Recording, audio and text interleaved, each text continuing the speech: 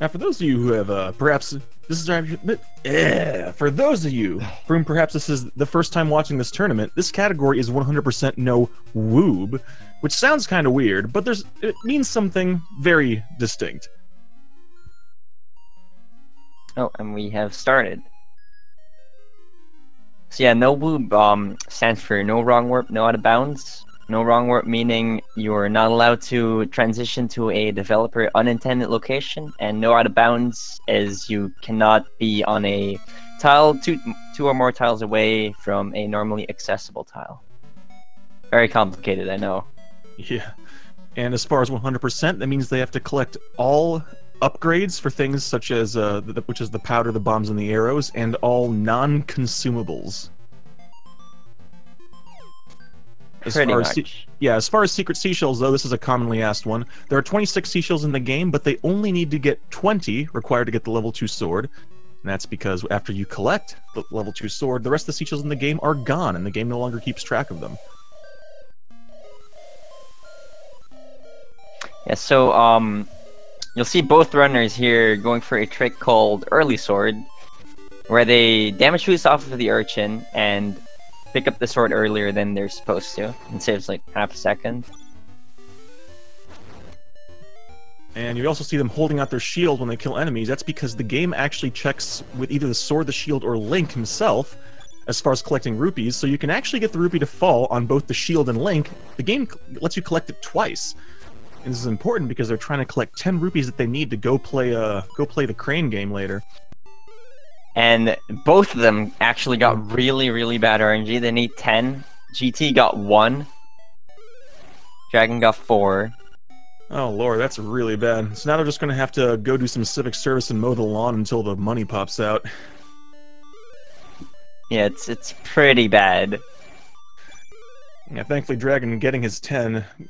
GT having to spend a little bit more time cutting down bushes with the sword. Yeah, GT got insanely unlucky. Oh my goodness, having to go back and mow a little bit more, finally getting it. Dragon the first one to pay the price for embracing a life of crime, although GT not learning Dragon's lesson and doing it himself.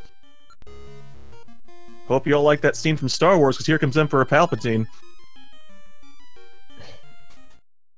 Yeah, they're going to steal the shovel, then buy the bombs, but because they save and quit before they actually, before the rupees go down, they never lose the rupees. And then they're just gonna steal the bow. Yeah, which is important, because otherwise they would have to farm for 20 rupees to both buy the bombs and go down to the trendy game. Because we need to go to the trendy game to get the powder, because it is way faster than going out of the way to get the mushroom and then take it to the witch. And this powder is actually surprisingly easy to miss. Yeah, there's a relatively simple visual cue, but it's it's actually pretty quick to get the crane into position. You have to do it just right, otherwise the crane will close just a moment too late and miss that powder. Yep, and Dragon going for a seashell there. Let's hope he has a route this time. Oh goodness, never forget. Oh, Dragon going for an extra bomb trigger here to skip the owl cutscene. I wasn't expecting to have to discuss bomb triggers this early, but here we are. If you drop 2 bombs within 4 frames of each other, usually on a screen transition, the game basically skips events or activates events depending on the circumstance. In that case, it skips the owl leaving, which saves time. And here, he's setting up for it. It activates the event where Terran, you normally put powder on him, where he bounces around like a pinball, but instead, just go right past that room as if nothing. And just like that, he has the key and is already on his way to D1. Yeah, and because you're not supposed to be able to drop bombs so quickly, the game is like, oh no, what do I do? Guess I'll just trigger this cutscene for you. Yeah, I'm not 100% clear on the reason why that works. I think it's because the place in memory where the game keeps track of bombs is right next to where it keeps track of whether or not events are activated, and there you go, how convenient. So I'm sure we'll see GT Pit walking here.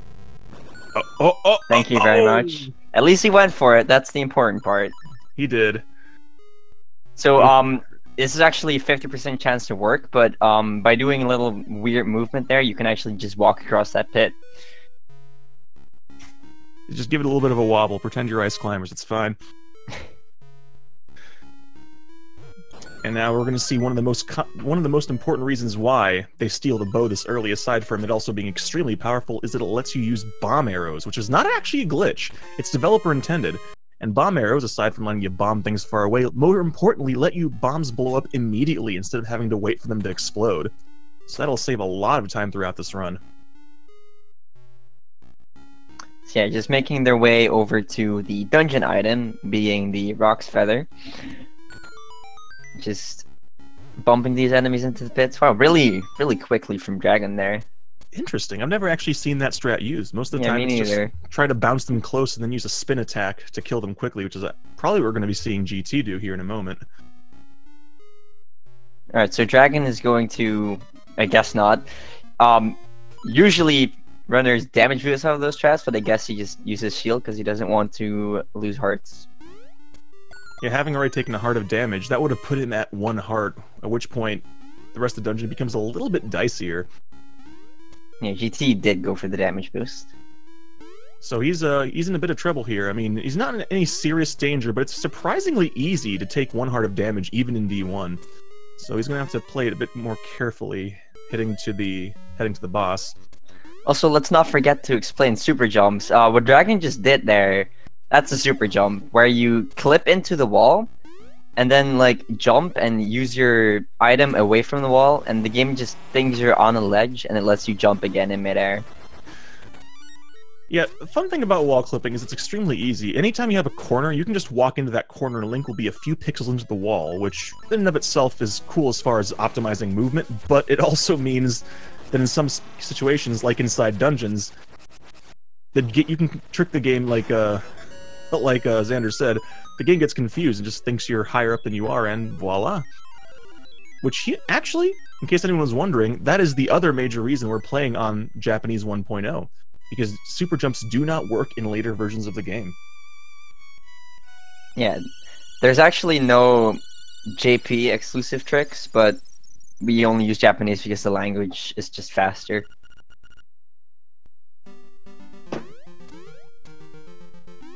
And with that, both of them have finished Dungeon 1, have picked themselves up a cello, despite the fact that it looks more like a double bass, and will be soon on their way to go do a little bit of doggy rescue.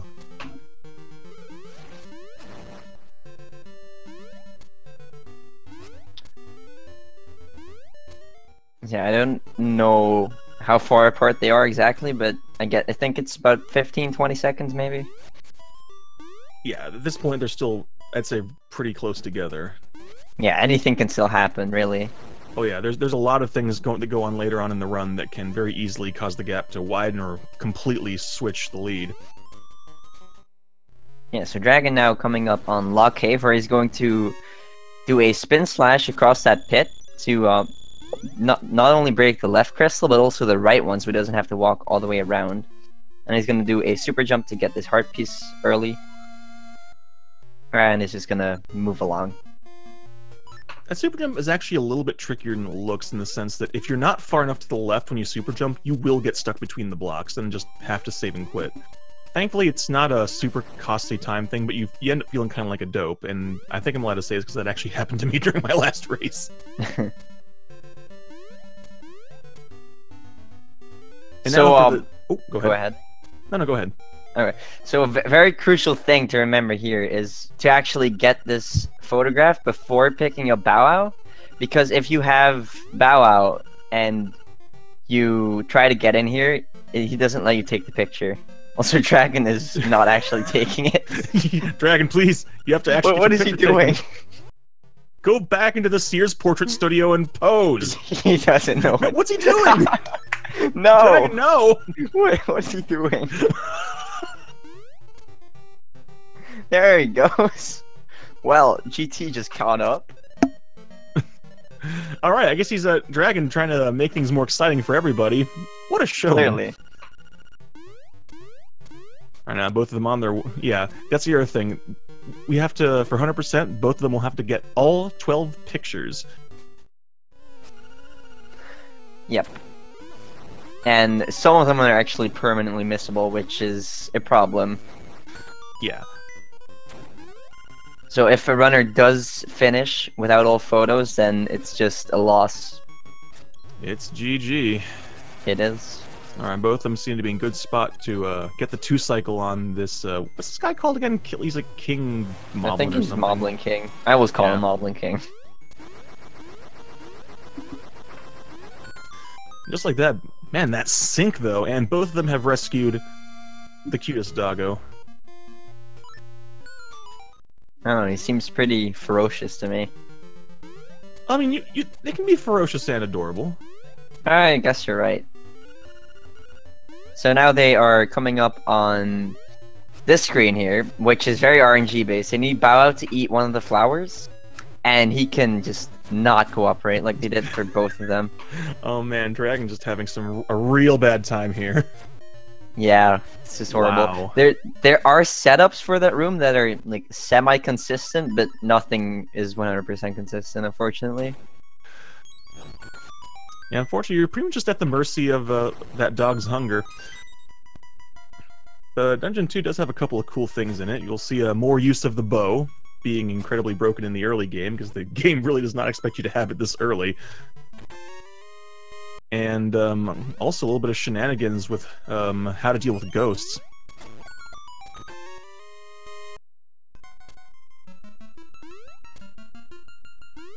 GreenTunic actually pushing the right block first. Usually runners actually push the left one first. I guess it's just up to preference. I don't really think it matters. It really doesn't, to my knowledge. And now on GreenTunic's screen, that's Hinox. Goodbye, Hinox. Oh, that statue has a name? Yeah. This one is Hinox, Master of Doing Nothing, and the one in D7 is Hinox Binox. Oh, okay. So that's good to know. At least that's what I call him. Take it as you will. And here we go. So, oh yeah, you explain it. Spooky ghosts. The game expects you to basically kill them, but if you just get them off screen at the same time, the game just says, "Oh yeah, that counts." So you jump and you use the bow to actually bump them off screen, and that'll actually do the job. Alternatively, I couldn't tell if GT did this. You can also jump and make them respawn on the left side of the screen, and they will go the shortest path, which is off screen in the wrong direction. And that'll also do it. Yeah, and because they're not on screen anymore, the game is like, "Hey, there are no ghosts on this screen. You must have killed them." But honestly, the coolest thing about Dungeon 2, which you're about to see them both do, is how to deal with the silly genie boss. Because if you played this game casually, that boss is kind of long and won't shut up. But we don't. What did GT just do there? I don't even know. He used a bomb instead of picking up the pot. I have never seen that before. I guess the game only checks if you're holding something. Yeah, I guess it does. I wonder if that's faster. No, it's like an extra menu, so it can't be. He did it for the fans. Doing the swag. For the fans, indeed. So now they're going to do a nice little quick kill on this boss.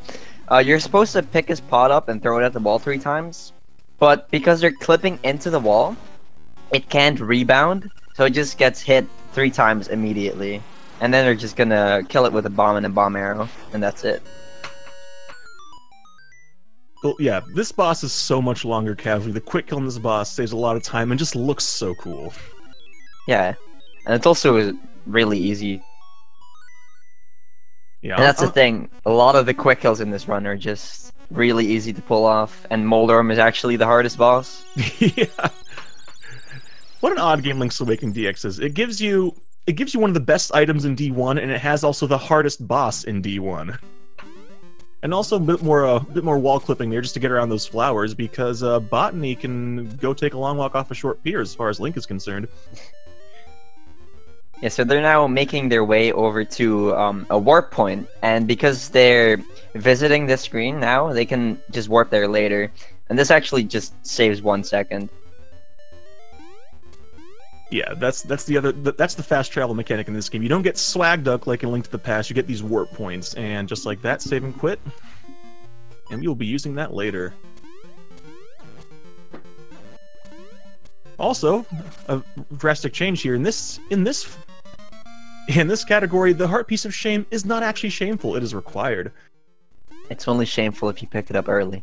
Yes. So you have a window of not shame. And speaking of throwbacks to other Zelda games, it's time for the Mad Batter, I think is his name? I'm terrible with these names. Something like that. Yeah. So they're hopefully gonna pick up the bomb capacity upgrade. Yes, this is actually one of the spots where incorrect menuing can kill your run, because if you just mash through it, you'll get the powder upgrade, and that kind of does just kill your run outright. Yeah, it does. And if you do that in a race, you really need to, like, YOLO everything else. Yeah, really. Either that or you can probably just hard reset there, but then you have to go all the way back to the exit of D2, which will lose you quite a few seconds. Yeah, I think that would be like 15-20 seconds, something like that. Yeah. And thankfully, since we see both of them going for that seashell in the chest, that means they are both also using the modern route, the most recent route, so it'll be a lot easier to tell who is winning, because that's been a challenge in this tournament so far. Yeah, it seems like Dragon actually knows what he's doing this time. Shots fired. Yeah, and yeah, I think one of the biggest changes in the modern routing is that you actually go to the Seashell Mansion for both the 5 and 10 Seashell bonus shell, which before you used to skip, I want to say the 10 shell one, was it? Yeah, okay. GT actually forgot this and then went back for it. At least he remembered, though. Nothing's more frustrating than missing a shell. That would have been painful. And especially that one, because any of the shells that require you to have the shovel, if you remember later on in the game, you can't go back for them because you're not going to have the shovel anymore. Yeah, and then you just need to figure out a backup, and it's just horrible to do that while you're also racing. Yes, it certainly is. But another interesting thing you might notice is both of them blowing open caves while they're running around and not going in them. That's because since you go past a lot of these screens multiple times, you might also notice that menuing is something they do a lot because you can only have 2 buttons. So in some cases, actually opening a cave now when you have the bombs as your active item, then going into the cave later when the tools you need to go through the cave quickly are on your menu buttons is faster. Which is just one of those really weird but minor optimizations that make this speedrun actually really interesting when you're learning it, and even as you get better at it. Yeah, and if you have like a proper menu route, when you just know every menu, that can actually just save minutes. Minutes, yeah. Because I want to say there's over 100 menus in this category, so efficient menuing saves you so much time. So yeah, Dragon is now coming up on Veloskip, and he is going to just keep menu buffering on top of that pit until he hears the falling sound, which will put him down a couple pixels onto a solid tile because the menu tile is apparently solid, and that will let him transition down. That took quite a few buffers too. It might seem like a lot of people say that if you you wait a moment or you do this or that, it'll make it faster, and I think there might be a minor change, but honestly it just comes down to subpixels, you know, that ethereal thing that we're not really sure about. It's just pretty much luck, honestly. Which yeah, sucks, it is luck. Which absolutely sucks. It's just horrible, really. Yeah, but on the plus side, it's called Veloskip for a reason, because we don't have to go talk to Richard, and we skip the entire Canalet Castle side quest with getting the golden leaves, which is a huge time waste. And just like that, Dragon is on his way to D3, and we're going to see another cool trick here coming up. Yeah, and Veloskip also just skips the entire trading sequence. We do like a little bit of it later, but we just skip almost all of it. GT is struggling a bit there. Yeah, he's having a little bit of trouble getting across the double tile gap. Doing that with the feather is, oh gosh, he has to be careful here. Oh, gets it, thank goodness. He's fine. And Dragon doing a trick known as Jesus jumping here, where if you jump into the water without the flippers, but you pause in the same frame you see the splash, you can actually buffer a jump. Or if you do that on a screen transition, you can actually buffer the save and quit and then jump on the next screen, which is what he did there to get that seashell early. Nice bomb sound there. Yeah, that happens. So you're gonna be seeing them killing a bunch of extra enemies, and that's because they want something called Piece of Power, which is just an item drop, and it drops every 30 kills. I'm not sure if Dragon's gonna get it, but it increases your speed by 25%, and it doubles your damage, so it just makes the dungeon a lot faster. Yes, and it also makes one of the important dungeon skips in this dungeon a lot easier and less likely to soft lock, which we're going to see here in a moment, and he did not get it. So yeah, he didn't get it because he missed some kills earlier. Yeah, so this trick here, which we're about to see, the jump off and bounce the Dodongo, called the Dongo skip, is, he pulled it off without any problem, but it's actually quite easy if you're not careful to land between the blocks and just have to save and quit. But Piece of Power makes that jump a lot easier and safer. Yeah, that's actually a really hard trick. And very good. Gets his PvP. Thankfully, though, the other thing that Piece of Power is good for is it makes the boss faster, so Dragon will still have a much easier time fighting Vitreous, is that Vitreous? Yeah, that's Vitreous. Okay. Yeah, any day where I can get a boss name correct is a good day. Names in this game are hard. And yeah, here we go, doing a Dodongo skip again. Alright, gets it nicely again. And setting up for... We saw him do this earlier with the blocks outside D2. That's called a flock clip. If you clip into a wall, you can actually use the text box to kind of wiggle your way between the object and the corner. It's kind of wacky. And here we go. GT about to do what looks like his first bomb. Is that his first one? Yeah. I think that's his first bomb clip. His first bomb clip. His first Dodongo skip. And now... Yeah, the double damage, like Xander said, double damage makes Vitreous a lot easier, because it makes the second phase just 1-2, and then 1-2 on the collapse, just like that. Vitreous is donezo. Yeah, if you don't have Piece of Power there, you actually just have to equip Feather, and it's just painful. Yeah. And GT is on point with his chest turns today. Yeah, let's see if he gets it the second time. Alright, no soft locks today. Both of them playing really well. Honestly, GreenTunic would still be right on top of Dragon if not for that trouble he had in the maze after Villa skip. That was unfortunate. I'm sure he'll be able to catch up. Yeah, no. GT had an extremely clean Dungeon 3, especially with getting a Piece of Power earlier. That saved him a few seconds just in movement speed alone, so... Also, he's opening his map here to skip the boss text. Looks like he's in shape to do the quick kill, no problem, just like that. Very nice quick kill for both runners. Alright, now Dragon entering this cave that he opened earlier to get himself a piece of early cycle. Yep. Which is actually surprisingly difficult to do. I don't think I've actually ever pulled it off myself. Yeah. It's actually a lot easier if you, like, really know what you're doing. Well, but yeah, probably. it's pretty tough to get in. Yeah, that's not for one of my favorite. That's not for one of my favorite tricks here. Using save and quit menu to the same way you actually buy the bombs in the shop. If you're holding all the buttons and then press A to activate the dialogue, then buffer a second save and quit, that entire cutscene where the bees chase Terran just gets skipped, and you go over there and the honeycomb just falls. No, yeah, the save and quit menu is extremely useful in this game, even in no save and quit humorously, because it skips dialogue boxes, it skips cutscenes. It's just such a cool thing you can do with non-developer intended method. It just puts a smile on my face. Interesting, he's actually opting to grab the seashell here first. Most often see folks go for the one in the bush near the mansion for the 10th shell. Oh, I think he just forgot. Or he's using some weird route. Let's hope he's just using a weird route. Maybe he is. I mean, it is dragonc0. The master of just completely blindsiding us with weird route changes. The master of memes, really. You're not wrong. And speaking of save and quit dialogue skips here, you're going to see him do it again here to skip the pineapple nonsense. Oh, it didn't work. No, he didn't. GreenTunic also did not go for it, or he messed it up. I didn't see. I think it might have been a mess up because I know in my race it looked like I didn't go for it, but I was trying. So it's weird. Sometimes even if you hold all the buttons, it doesn't always work. I don't know if it's just you don't press the button fast enough, or make sure you're not mashing and actually holding it. Yeah. So I don't know. Actually, I feel like we should test that, or at least I'll test it because I don't think anyone else cares enough to do it.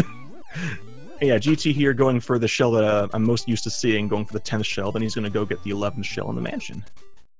So yeah, GT will actually be 2 shells ahead of Dragon after this. Oh, and my stream is buffering.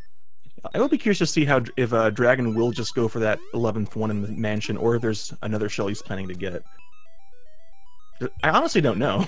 I really don't. Yeah, I think he might have just forgotten. Let's hope not, though. Which is tragic. But thankfully there are 26 shells, so it's not like he has no lack of backups, but still. But this also puts I think even with the two shell deficit, Dragon is still in a really strong position here, possibly still in the lead. Unless he decides to fish the pond, we'll see. GT going from some swag there. Alright, so he's going to fish up this big fish here because it has a heart piece. And because this is actually the 4th heart piece we're getting, it actually skips the heart piece text, and instead it gives you the fisherman text. I don't think I ever realized that. I didn't realize it did the overlap. That's actually a really small but cool time save. And now finally returning Bow Wow. Goodbye, my friend. And let's be honest, if Kirby has taught us anything, it's that Bow Wow 2 is shaped like a friend. This is actually one of the longer picture cutscenes. I think it actually might be the longest picture cutscene. This cutscene is actually RNG. Really? Yeah, it's RNG, like how far away he hits you, something like that. Huh. Here we have a weird old man. And now it's time to go spend some quality time with Marin, which is... quality, I suppose, for lack of better. Very high quality. It's time to talk about the most important RNG in the game. Not quite yet. Almost. Very soon. Okay, he's just going to make his way, go across the beach. Hopefully at some point realize that he missed 2 seashells. Hopefully. Alright, let's see if he goes for any of the swag strats on this screen. It's time for Ocean. Yes, and... oh, and he no! Gets, no, he gets the nut touch. That's something. Is that what we call it? That's what we call it. How have I never heard this? Alright, so these seagulls are RNG. You see, one of them is flying off all the way. I'm sorry.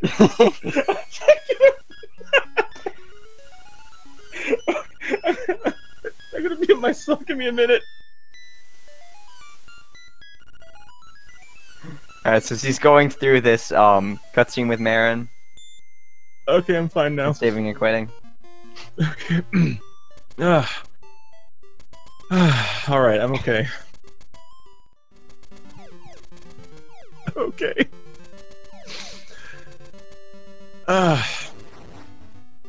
But on a complete aside, not related to RNG seagulls or anything like that, you may have noticed that they didn't get the heart piece in the well in the village, which is one of the first ones you usually find casually. That's because there's actually a photo down there, and you need to have Marin with you.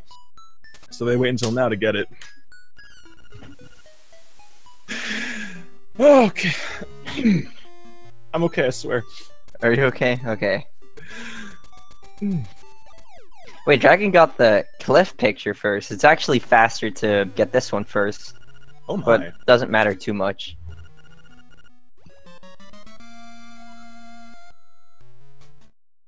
Oh wow, very nice movement from Dragon there. I've never seen that before. So normally, if you just go straight left for the heart piece, you'll actually get stopped once the photographer starts moving, but I guess Dragon just completely left before that even happened. Interesting. I'm more curious to see what will happen after Dragon gets out of this cutscene, because he hit the dog on the way in. I wonder if the dog is going to attack him when he gets out. Oh, I guess not.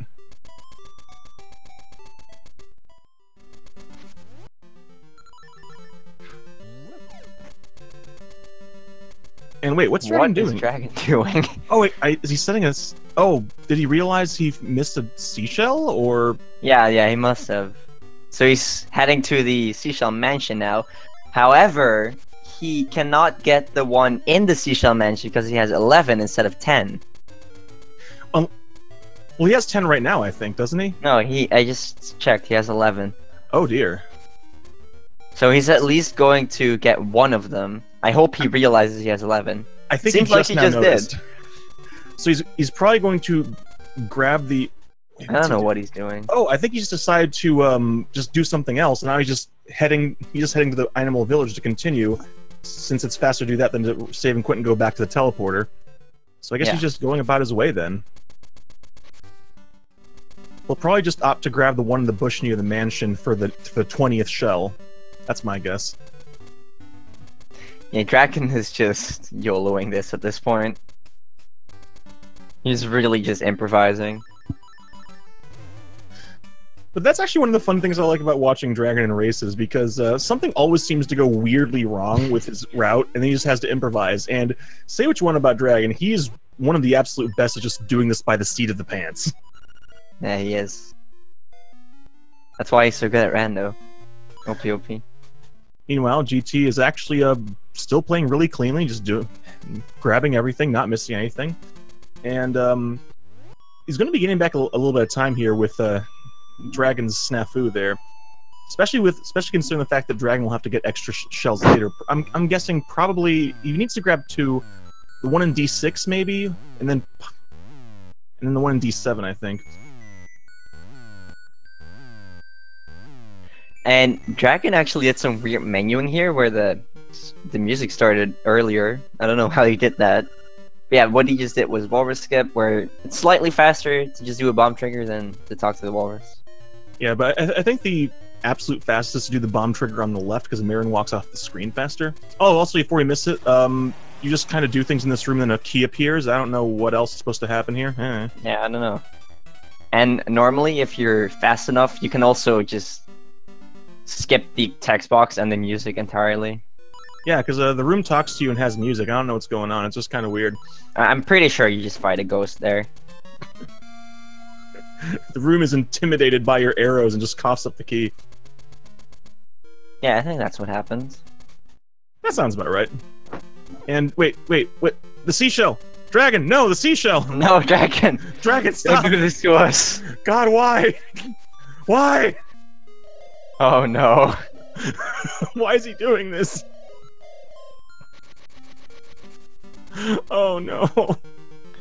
Oh boy. He's just going to grab all the seashells that no one ever grabs just to show us where they are or something like that. Oh, he saves and quits. You remembered? Oh my god, Dragon. Oh. Oh my god. This is fantastic. What is happening? Oh, and he doesn't even save and quit after that. He does. I came out here to have a good time, and I'm having an excellent time. What is he doing?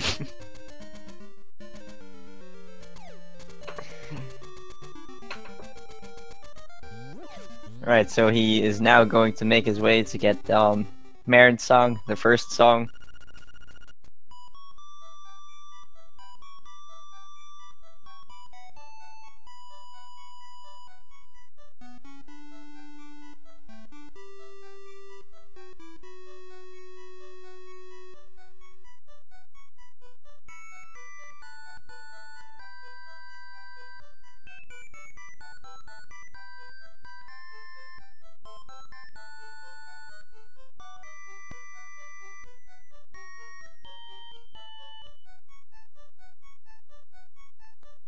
There we go.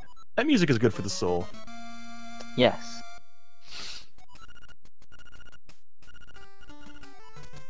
Alright, and now he is finally on his way to Dungeon 4 after grabbing a lot of stuff. Yeah, that's just kind of what this segment is, just collecting things for like 15 minutes and then just finally going into the dungeon. And everyone say hello to our favorite fishy friend. Look at him. He's just happy to be here.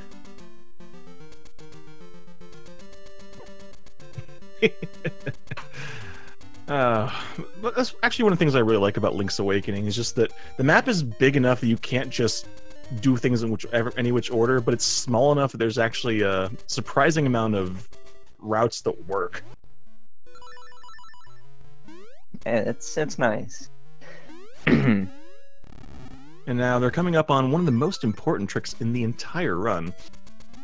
And not because it saves time or loses time, although it does, but because they will be horribly ostracized if they don't do it. And, oh, Dragon. Oh. I think he is going to have to get banned. Yep, I think he's going to have to... That's at least 3 days of not being allowed to be in the Discord. Definitely. And if he does it again, then it's 6. Yep. And just like that, another Jesus jump, so we can go up here and do take care of some important business. Grab another seashell, and then be witness to workplace safety violations.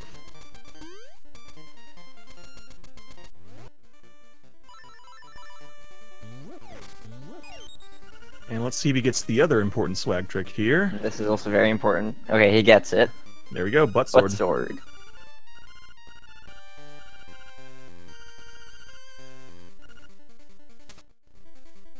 So long, photography friend.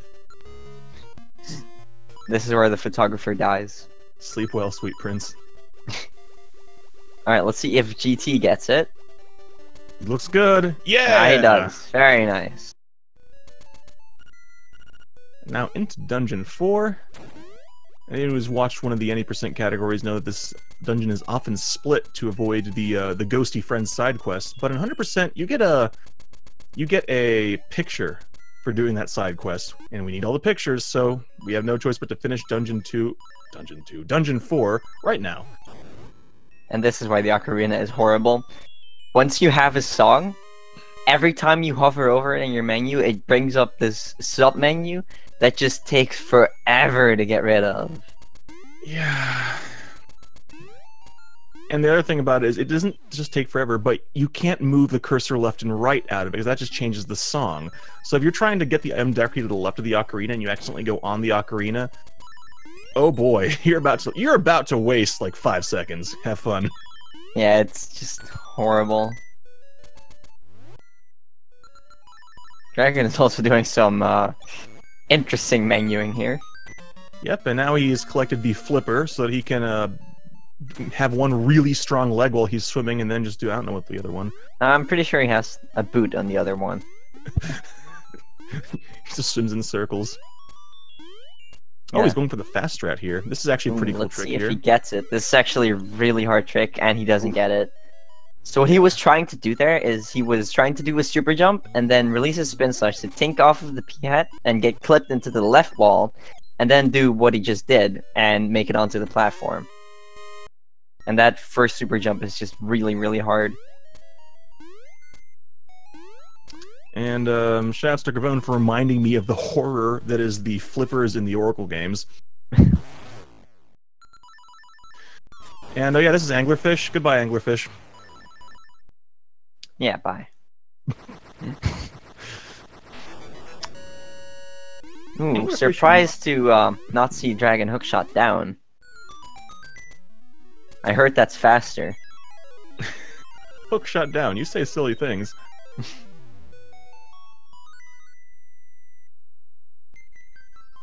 And the harp, which has one of the cool little jingles. What is GT doing? For real. He's just grabbing that chest for no reason. I think looks like he was trying to do something. I just have no idea what it was. I'm pretty sure he just grabbed that chest because of a chest turn. To be honest. Possibly. Oh, and everyone who knows the words, feel free to sing along to Dragon Stream. Best song. This isn't Frog Song.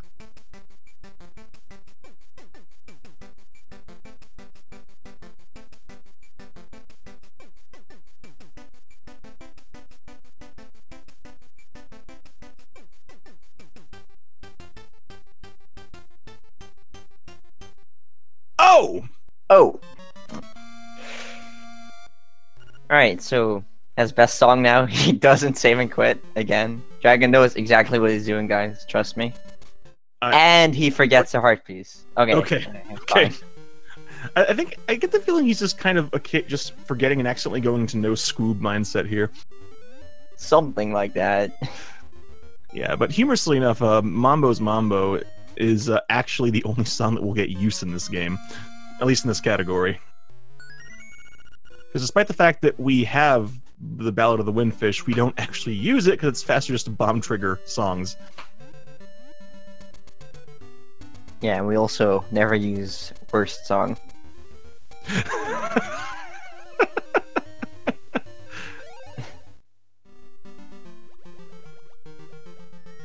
And look, he's made a friend. Our friend gets to watch us do some shenanigans, though, because goodness knows there are some serious shenanigans about to go down here. This is actually one of the more challenging between dungeon bits, I would say. This is actually my favorite segment of the run. I like this a lot. Oh yeah, same. It's actually a very cool section. Okay, so and he forgets another seashell. Well, no, maybe he's doing this part first, because once you leave the screen, you can jump back up. Oh, yeah. But normally you get that seashell above the fisherman before doing this, but I guess he can also still do it later after he gets the magnifying lens. I do think he just forgot it, though. Nope, there he goes. Oh, there he goes.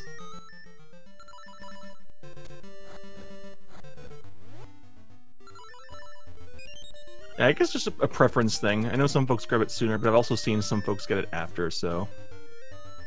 Options. Well, it's really not preference, it's just faster to do it earlier, but doesn't really matter. Okay, so here he is going to be doing what he did with Terran with the save and quit menu on the Mermaid, except this one cannot be buffered that well.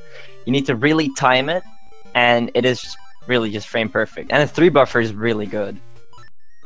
Interesting. I actually was not sure what the setup for that save and quit was. You just have to buffer save and quits until you see it. Oh, no time to talk about that, because it's time for... Oh god, Dragon. It's time for this trick.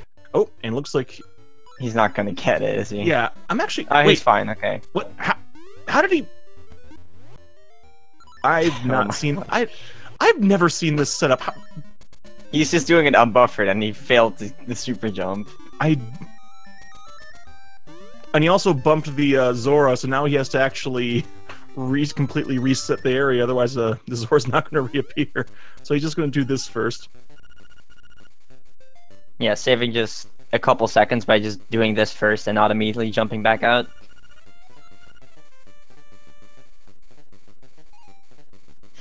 Oh yeah, but that early magnifying lens is actually a surprisingly challenging trick.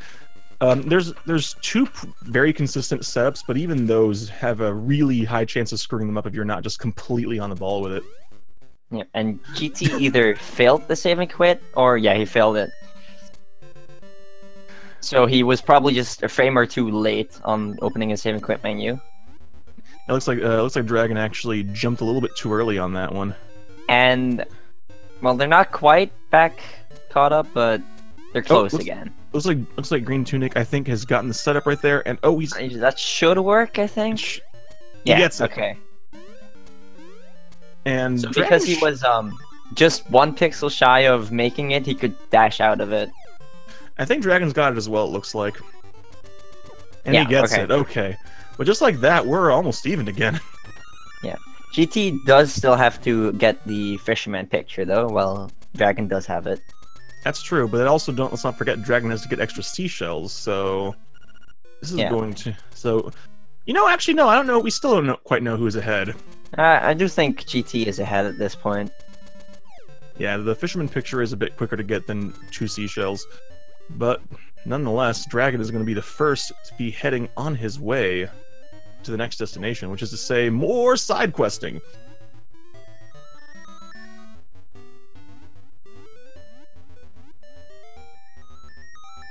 There's a bunch of stuff to take care of in the southern end of the island here. Oh! A couple of seashells to grab, and a little bit of, yeah, I'm not even sure why does the ghost have a house? I don't know. He probably bought it when he was a person. How can we be sure this ghost was a person? We can't.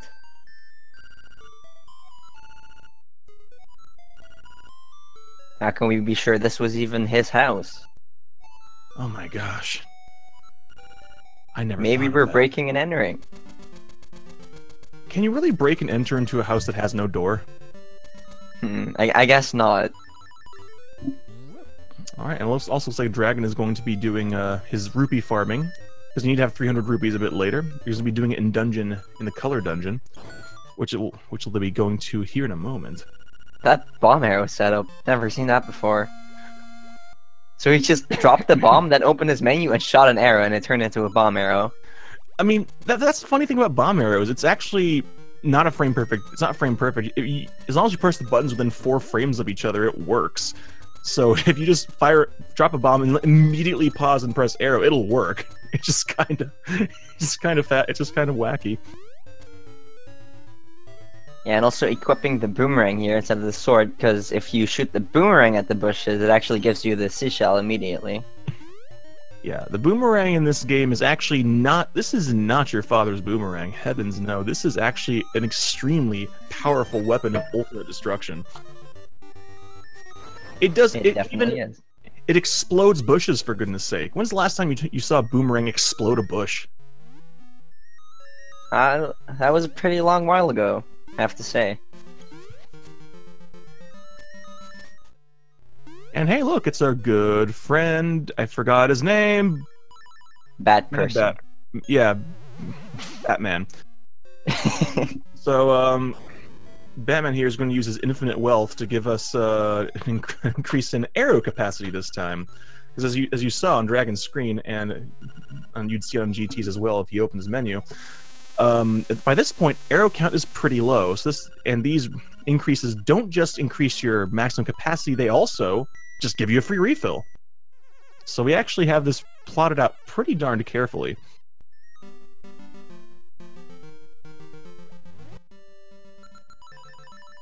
So yeah, let's see if GT also gets the arrow upgrade and not the powder upgrade, and he's fine. Alright, good. The bomb upgrade, if you get powder instead of bomb upgrade, it's manageable, but arrows is just horrible. Oh god, yes.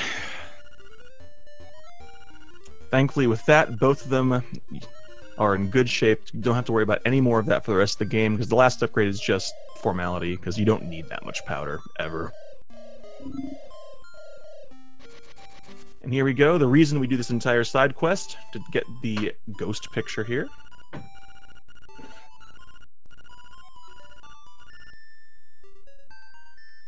I guess this mouse is actually going to be starring in the animal spin-off of Fatal Frame here, because they have a camera obscura, able to take pictures of ghosts.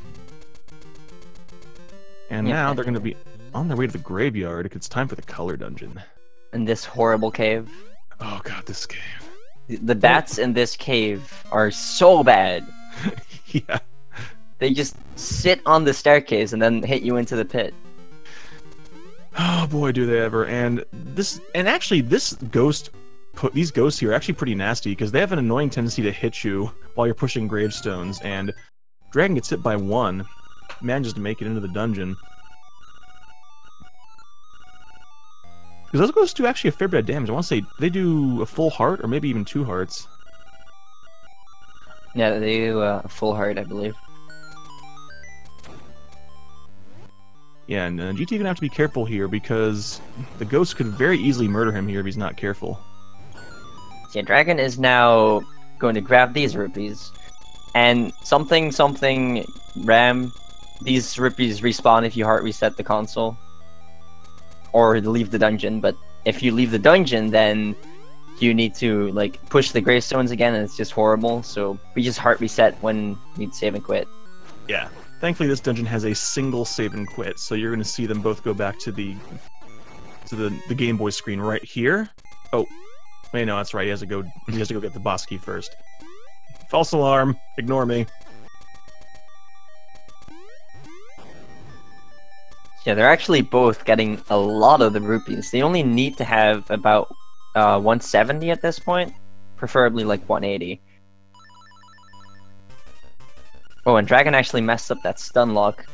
Because if you jump into the room, you can really easily stunlock this guy, but he still got it.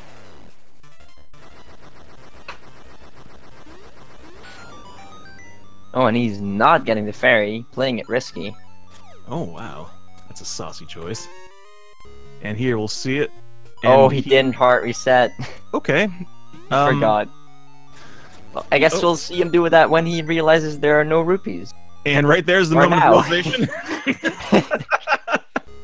Amazing.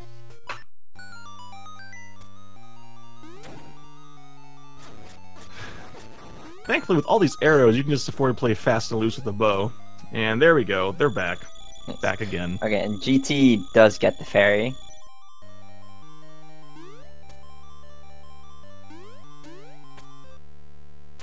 Oh, and he also almost forgets to heart reset, but he realizes quickly. Yep. And meanwhile, we see Dragon shooting at some weird thing on the wall, because that certainly wasn't a boss. And pardon me, I'm getting... Alright, sorry about that. Alright, Dragon is now coming up on the bingo room. Call it the bingo room because it is absolute RNG trash. It's a terrible room. Oh, he might die. This is not good. Please don't die. This is why this room is so bad. That was way too close. He almost took a hit there. Oh! Oh my god! Wow!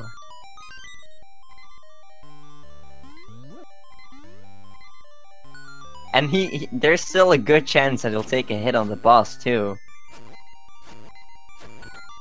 This is definitely risky. I think he might be trying to, get a heart in here. A heart.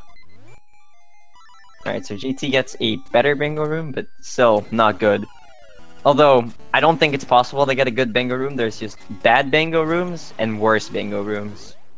Yeah, if anyone tells you they got a good bingo room, they're obviously lying. Now it's time to see what Dragon... Now it's time to see if Dragon what choice he makes with the tunic here. I couldn't see, and he goes for red tunic. Nice. Yeah, most runners will be opting to go for red tunic because it increases damage and gives you a knockback effect, whereas blue tunic just increases defense. Yeah. Now red tunic does have a side effect of making, I want to say, a couple of bosses a little bit harder, but honestly, its benefits in every other possible way just make it the better pick, overwhelmingly. Ooh, and Dragon is on a heart and a half. I hope he gets the pit fairy, or the tree fairy here. What is he doing? He is supposed to be going to get Frog Song, but I guess he might be going to get some seashells? Maybe? Yeah, he might be just knocking out some seashell stuff right now. I think he forgot about Frog Song. Either he's just going to do it later? I don't know. Maybe he doesn't feel comfortable doing Frog Song right now because of his health. That's possible. Although then again, he could have just bonked into that tree and gone in the fairy, but maybe he doesn't know about that. Either way, let's just hope he does it later. Yeah, I mean, yeah. Not to mention there's also is getting it. Not to mention there's also a seashell near the Frog Song, so that's something else that... Yeah. Alright, so this is what I like to call Monka Esmes. If you talk to one of these signs twice, which is actually really easy to do, you get to start over from the beginning. Also, that is a very dumb jump. Yeah, it is. It's very easy to accidentally miss that jump a few times. I totally did not waste 30 seconds on that jump in my PB. Of course not. That was an illusion. Alright, so Dragon is now making his way over to the Dungeon 6 key. And hopefully he doesn't die. Yes, and also looks like he's going over here to get the seashell over here. Yeah. I think he might just opt to take a death after he gets the key, because he can just die right outside the entrance. But first it's time to re-engage beeping strats. So GT now gets worst song. I'm sorry, I think you mispronounced best song. I think you mispronounced demonic song of seizures. Oh my god. Okay, so Dragon is going for bootstraps on this guy. Doesn't quite get it. Oh! Alright, he manages. Okay, we good. Yeah, no, this jumpy fellow does 2 hearts of damage if he touches you, so, yeah. You really don't want that to happen. Oh, and he is not going for a death. So he needs to be... No, he's going to probably get the Fairy Shrine because he has to take 2 hits at some point later. He's playing bold. Oh my. Risking everything to beat GT, of course. Yeah, GT is now also making his way over to the Dungeon 6 key. Gosh, and now he also has to deal with these bomb-throwing lads here, which sometimes they just make it rain bombs, and you don't want that. Is he going to open... Okay, no, he's not. So he's probably just going to shoot an arrow at the Armos then, or hopefully he realizes that they deal 2 hearts. Oh! Okay, yeah, he's fine. So, I don't believe Dragon got this heart piece, but GT is now swimming through the castle moat to get it.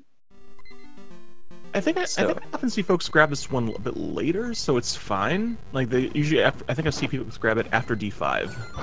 Yeah, this heart piece is never actually like on the way. It's just kind of there. Yeah. So now what we see, Dragon he's in D6 now. Yeah. I hope he doesn't die.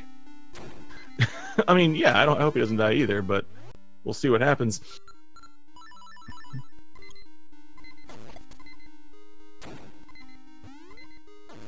Meanwhile, GT is getting the Zora picture.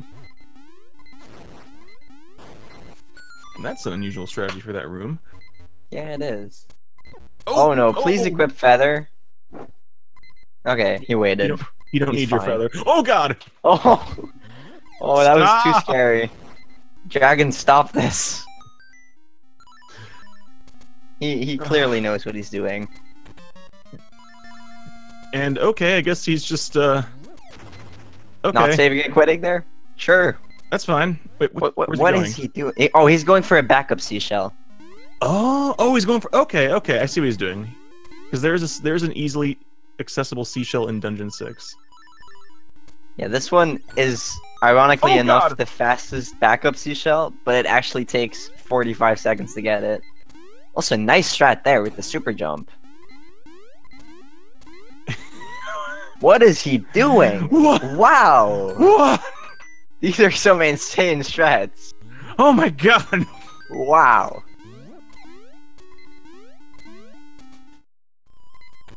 Yeah, this is one of the rare opportunities we get to see that screen. Or that area, even.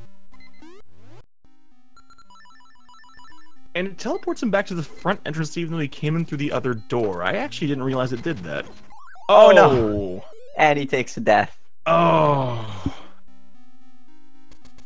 Oh, GT needs to be careful here that he doesn't die.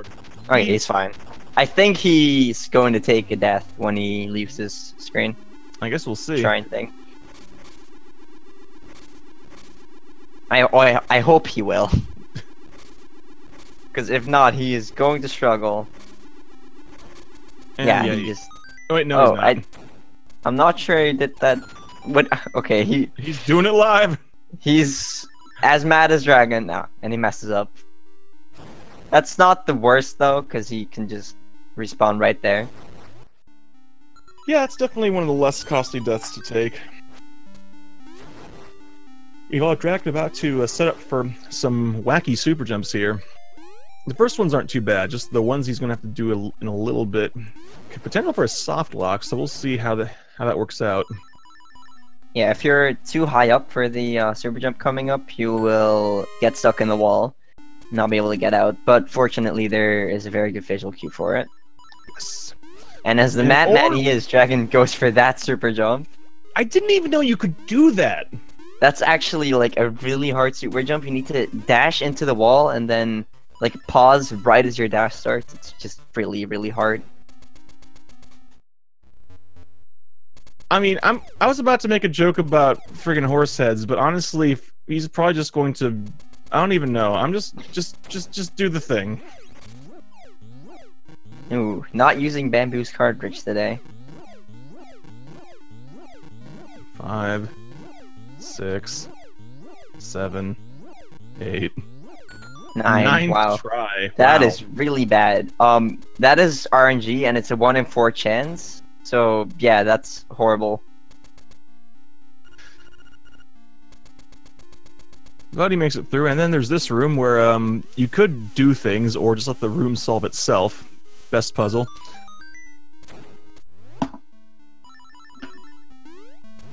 So yeah, now he's making his way over to the quote-unquote boss.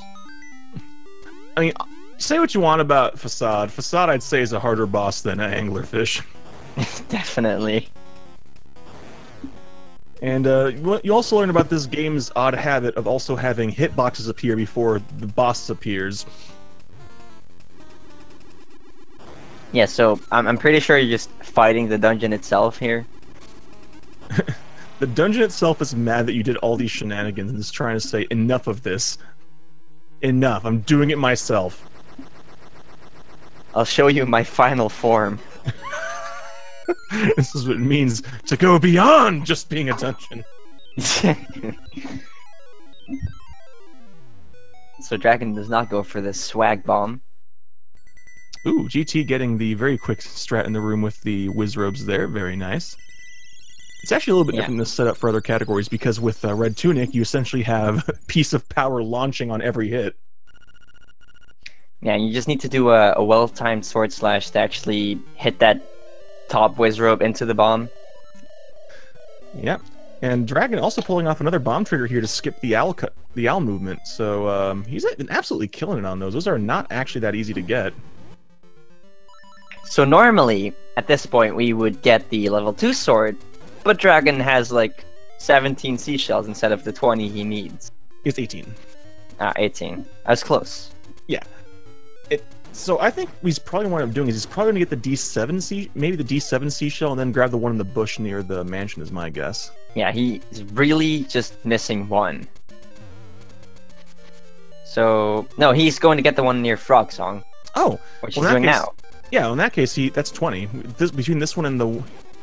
Oh, maybe that's why I didn't get Song before. Oh. Yeah. Okay, I guess he's still not getting Frog Song. Okay. Okay, sure. All right, that's. You really should have gotten it, but. That's fine. Yeah. That's fine. Dragon works in mysterious ways. It is not our way to, not our. And. Oh, and he still doesn't have 20 though, does he? Yeah, he has 19. I think he miscounted. Yeah. I think hopefully he remembers that he hasn't gotten the one directly to the right yet. Okay, there we go. Okay, now okay, we he's good. fine. We good. But he's still forgetting Frog Song though. We'll see what happens here. Yeah. Like, he must have realized that Frog Song is there, so I don't know what he's doing. I think he was just focusing too hard on the seashells. Yeah, it probably was. Probably focuses too much on those rando strats. Meanwhile, GT getting his instrument here out of D6. And also, just bomb shenanigans, juggling the bombs. It's fine. This strat is so good. It is very good. Alright, so let's see what Dragon does next. Seems like he is making his way over to D5. Alright, so... I'm half expecting him to pull some sort of really weird setup for the major trick in D5 here. Various folks in chat claiming that Dragon doesn't actually have a route, he just wings every race, and given what I've seen, I would be very much inclined to believe that. Definitely. I felt the breezes calling, it's fine. And if you get that reference, then I owe you a drink next time I see you.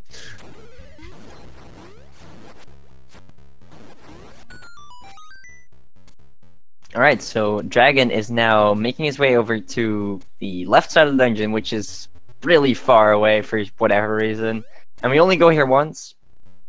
And he's going to get the hook shot here, but obviously he hasn't fought Master Selphos all 4 times yet, which is the requirement to actually get the hook shot.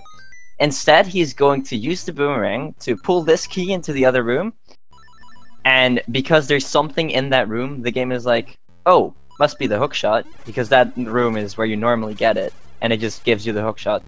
But it only has a 50% chance of working. Yeah, unfortunately, his setup was perfect, so he unfortunately flipped a coin and lost. So let's see if we can get it this time. There we go. Nice. That is still average RNG. Yeah. And every time you fail it, it wastes like 15 seconds. Yeah, but honestly, that's better than the other failure state, which is accidentally grabbing the key. If you do that, you have to... So you didn't take a save and quit at the beginning of the dungeon, so if you accidentally grab the key, you just have to do the dungeon normally. I have to say, a lot of peach juice has been produced in that room. And I think we have seen one other person, I think, have to actually do this dungeon normally because they grabbed the key. I can't remember who it was, though. Lots of people, probably. We only recently, well, not that recently, but we figured out that if the key drops in the second sprite slot, meaning a heart or something was on screen when it dropped, you will actually pick up the key and not be able to go for early hook shot again. I was about to say, Dragon, you need the boss key. He remembered. Oh no. Okay, so actually, thankfully, some Kravone pointing out that it was actually Dragon who had to do the dungeon normally in his first game. So, and also showing off something that I didn't actually realize. Master Stalfos, normally you have to break him into pieces, then hit him with bombs, but apparently sword beams are actually also effective. So I didn't realize that. And he's just doing dumb jump because he can. What a boss. But actually saving and quitting in a spot where you actually don't normally save and quit. So How you do save and quit there normally? I thought you didn't. So maybe I've just been doing it. Okay, I've just been doing it wrong, so ignore what I'm saying. I'll have to remember that, which is handy. I have a race later. Yeah, it's probably not that much faster, but it's faster. So now Dragon can go make his way to the boss. Hooray!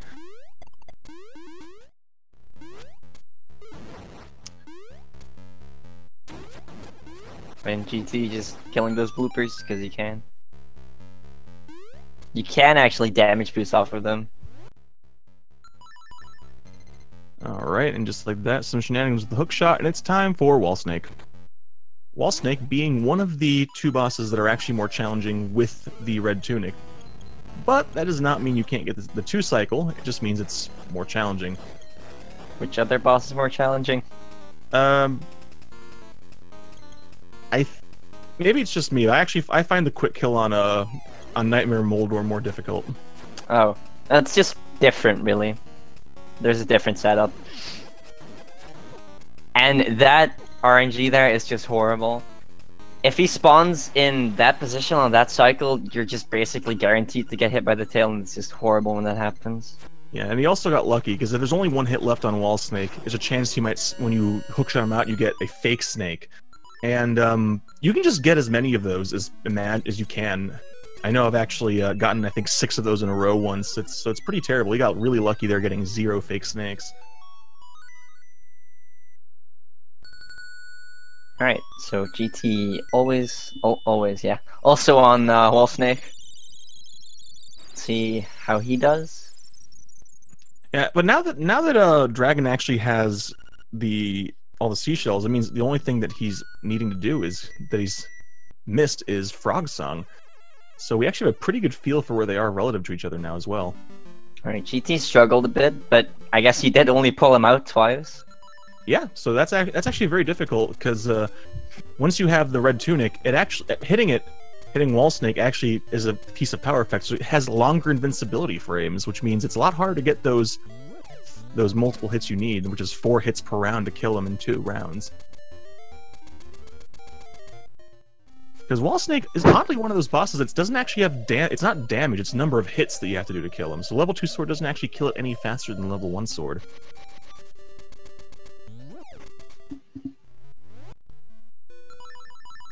But speaking of important, it's time for Dragon to try to redeem himself. He has another shot at obstacle skip here. Let's see if he gets it.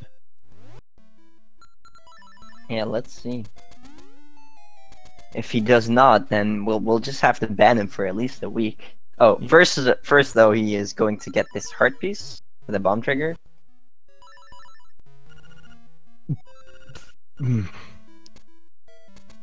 And here we go. It looks like he's not even going for it. He's not even going for it. Wow, okay, Dragon is getting banned. Period. Oh, God. I'm so disappointed. And right now, Dragon is going to make his way over to Rooster Skip. And he's probably going to do some shenanigans on that as well. Probably. I don't even know. Rooster Skip is definitely one of the gatekeeping tricks to learning this run, but the big problem with it is falling in the pit does not put you back at the entrance, it puts you back outside. So he's gonna... Does he do it buffered or unbuffered? He's doing it buffered. He's buffering. But he got it with So yeah, minimal essentially, buffering. you use what's called a hookshot jump there. And basically what that is when the hookshot completely retracts the link, there is one frame where you can jump. And Dragon is buffering it, but very top runners just do that unbuffered, and it's painful when you fall in.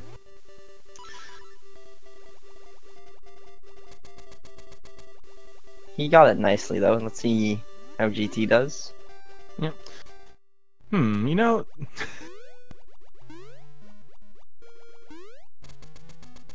He's going for a slightly safer setup, opting to push the blocks rather than go around the side of the room. And GT opting to do it unbuffered, which is definitely a lot harder. Nice. He pulls it off. Very nice. Yeah, it is a somewhat significant time save to do it unbuffered, though. Wait, and the Madman! The Madman! Oh no! The subpixels get him! That happens sometimes. Even if you reshoot the hook shot before you fall, you couldn't hear it, but GreenTunic would have heard the fall sound, and you just fall. It just happens sometimes. There's not a thing you can do about it. One of the unfortunate things of that trick. Yep. And he was solely doing that for swag. That would not have been faster at all.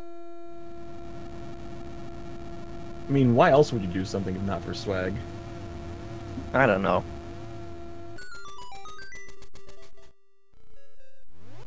So yeah, Dragon is now in D7. I'm just trying to think what he's forgotten. He's still missing Frog Song and one heart piece, I believe.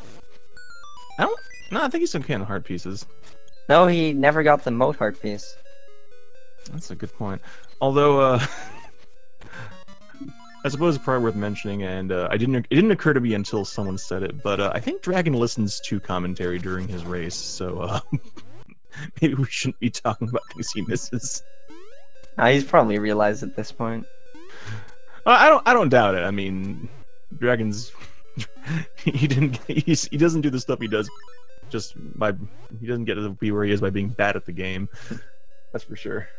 All right, so this is D7. We're just gonna skip all of it, and instead of using the ball, we are just going to bomb trigger these pillars because apparently they're cutscenes. Well, they are. They count as events. And, I mean, it's not that much of a stretch. I mean, a bomb is round, so is the ball. I mean, we're just using different balls.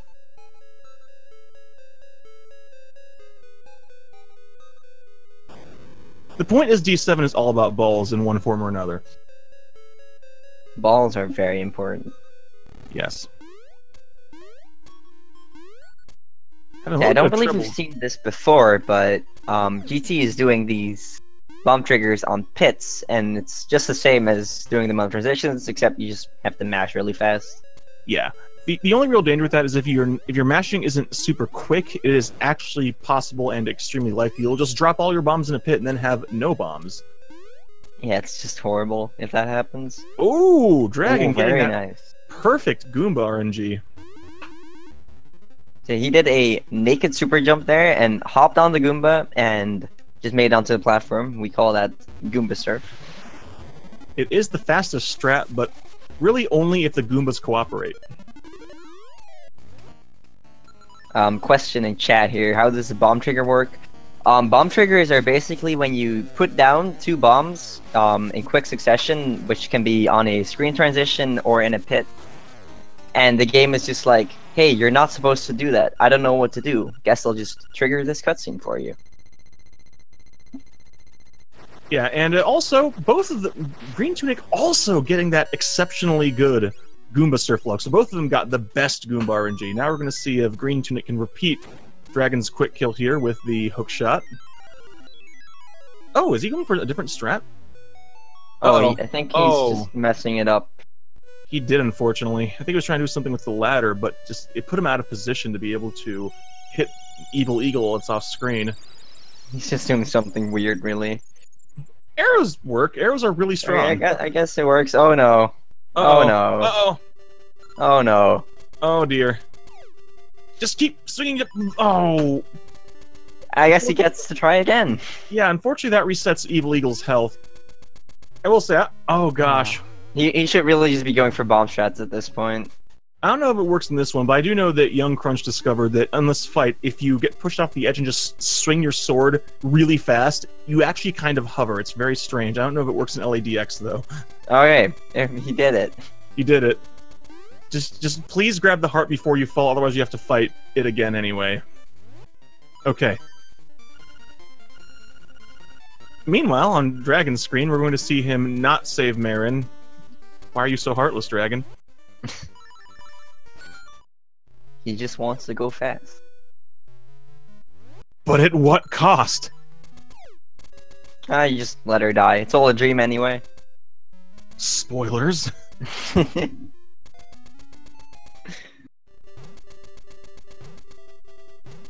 Alright, so this is definitely going to turn into an odd race near the finish here. I think they both... memory serves, it seems they've both gotten all the pictures, I believe. But we're just have to wait and see what happens as we get closer to the end, because at this point, they each only have one dungeon remaining. But wait, GreenTunic taking a tumble here. Oh no, I don't know. Is that intentional? What happened. That cannot have been intentional. I mean, unless there was something he forgot to do down here, but I don't think there was. Oh, I think he did forget something, otherwise he wouldn't be teleporting here. What's he doing? I don't know, but now he's using Mambo's Mambo. He must be missing a heart piece? No, I think... I didn't see, but I think he just got the heart piece in the water there. Oh, he must have That must be it. So he's now just using Mambo to get back up. I could have sworn I saw him grab it earlier. I don't know. I guess we'll see. I don't know. Well, thankfully there's a pretty quick strat here to get back to the mountain area. Dragon about to body slam an incorporeal turtle head. So yeah, that might have just cost GreenTunic the lead, because I do believe he was still in the lead. I don't know, I guess we'll have to see, because now it's time for Dragon to do Dungeon 8.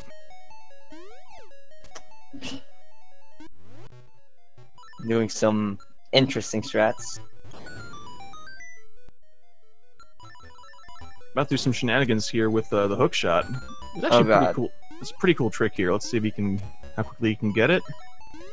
And he gets it, no problem.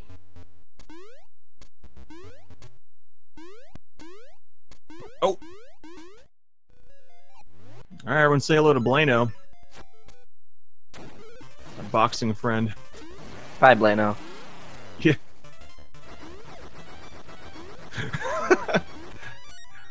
Blano's cool trick that you never ever get to see is that he can literally punch you back to the entrance of the dungeon. Let's hope you never see that. Yeah, that would generally mean that something's gone very wrong.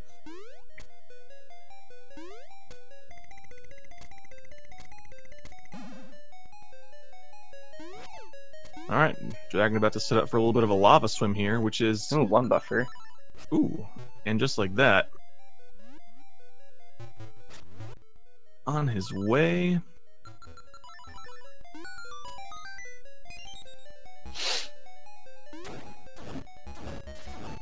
Ooh, and he does that room very nicely. Yeah, hit that enemy real quick there. If you miss fire there, that room is really painful to deal with.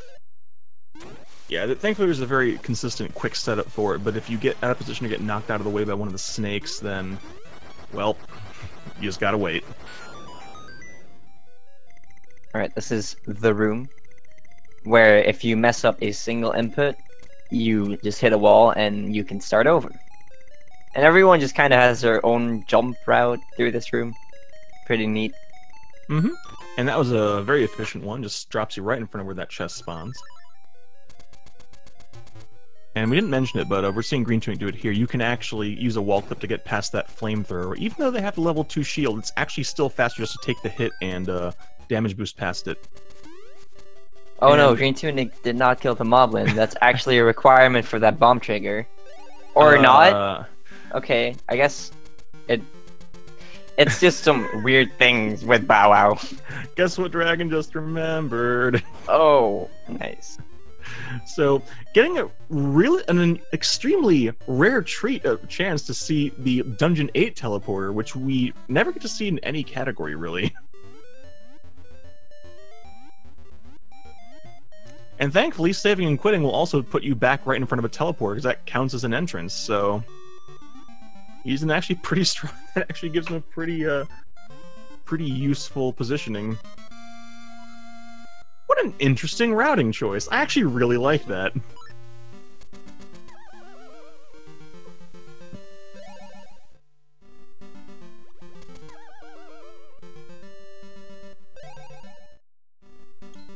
And there he goes, on his way to get the frog song.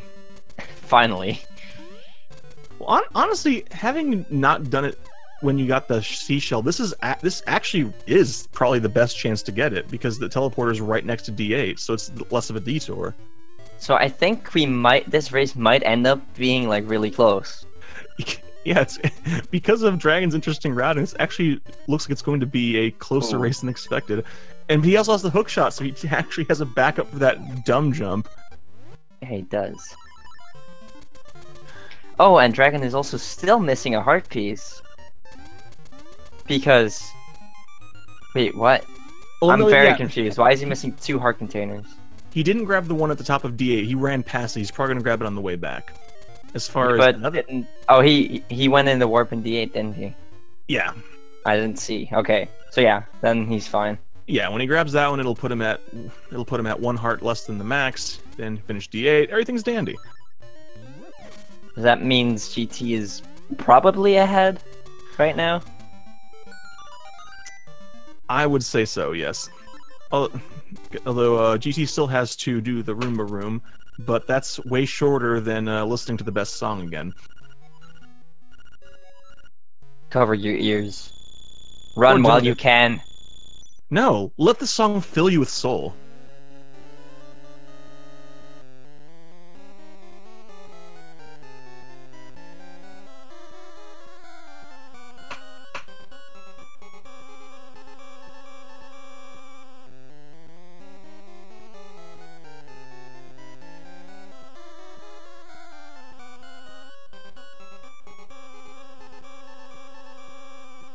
Okay, it's finally over. That's chicken soup for the soul right there, not the books. So yeah, this is where we will see the routes converge again, and GT is indeed ahead. Although it's not as big a lead as I would have thought, though. It's definitely going to be quite a few seconds, but it's less than a minute, I would say. Yeah, it is. And it still depends on how Hothead can still definitely be a bit of a butt, so we'll see how it goes for GT here. Oh, we have an audio change. There we go. Oh, GT has almost a flawless Hothead kill there. That was a really good fight.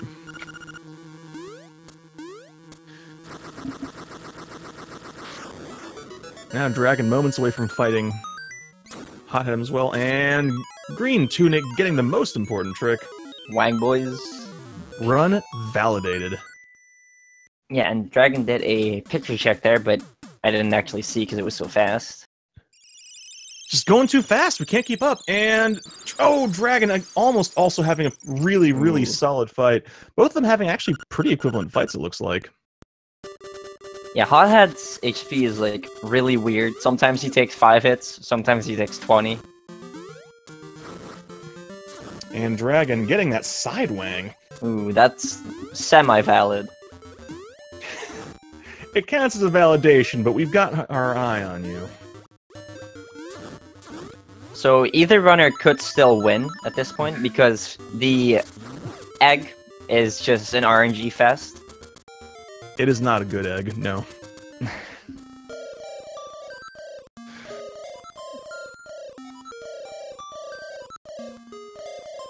So instead of using Marin Song, we're just gonna use a bomb trigger because it's faster. And because a bomb makes much more beautiful music than an ocarina does. Because Link is obviously just playing a bomb here.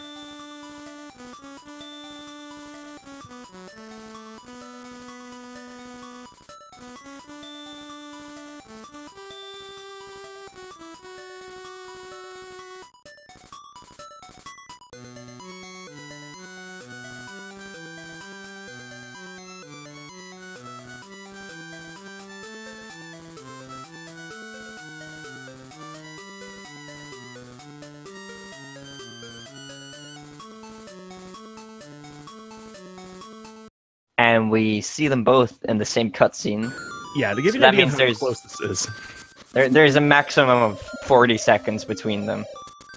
Yeah, and the fact of the matter is, this final boss, the Nightmare, can definitely close that gap, because one phase in particular can be randomly long, and that can really just ruin day. Although I have to point out here, though, Xander, you're supposed to actually use that magnifying lens they got to read the directions through the egg to figure out how to get through here, but they just get through here without needing that. Yeah, that's actually because the route through there is always the same if you never read that book. It's left, left, up, right, right, up, left, up. Lure. Oh. And GT going for blob quick kill there. And he gets it. That's actually RNG based. And here we go. Speaking of RNG, it's time for Nightmare Aghanim. You get two free yellow balls. After that, any number of blue balls. There is no hard cap like Link to the Past. He can just keep giving them to you until, well, you give up and cry. Oh, Dragon not getting the text skip, though. That actually wastes like 10 seconds. That text box is insanely long. He does get to hear the cool music, though. I guess he does. And GT gets no blue balls. Wow! Very good RNG. So at least Dragon does know the backup setup for blob quick kill, because if you don't get the text skip, the blob is actually in a different position. Yep. And he does get it. Yep, and it looks like GreenTunic is also going for Death'll skip here. And he gets it. So the way that works is if you play the ocarina on the frame, the bat flies at you. It just gets stuck into position, and then when Death'll spawns, the bat turns into Death'll and dies. That is as clean a Nightmare and Death'll fight as you will ever see. That is absolute perfect RNG and flawless execution. GT I think that was also an unbuffered Death'll skip. Yeah, no, that was insane. That was a beautiful finish. And with that, GreenTunic is our winner here today with an official SRL time of 1:27:31. Hey, look, it's boss music. Yes. I actually really like this tune. It's a shame we don't get to hear it too much. Ooh. Oh, and Dragon misses the stun lock, but that's not a big deal if you have Red Tunic and level 2 sword. Link is very mighty here. Let's see if he's going to go for... he's not going for Death'll skip by the looks of it. But that means we get to see yet another example of why the boomerang is just too good. Just too darn good. I'm expecting him to kill this guy with bombs. Oh god, what's he doing? He knows he's lost, so he's going to meme as much as possible. Ah, he's going to use the boomerang. Oh. Got our hopes up. That's a shame. Tisk tisk. But that's that. Dragon also putting the Nightmare to rest, ironically enough. And Dragon finishes with an official SRL time of 1:28:50. So yeah, GG to both runners. Let's see if either of them are coming in for an interview. Oh, man, that was a good race.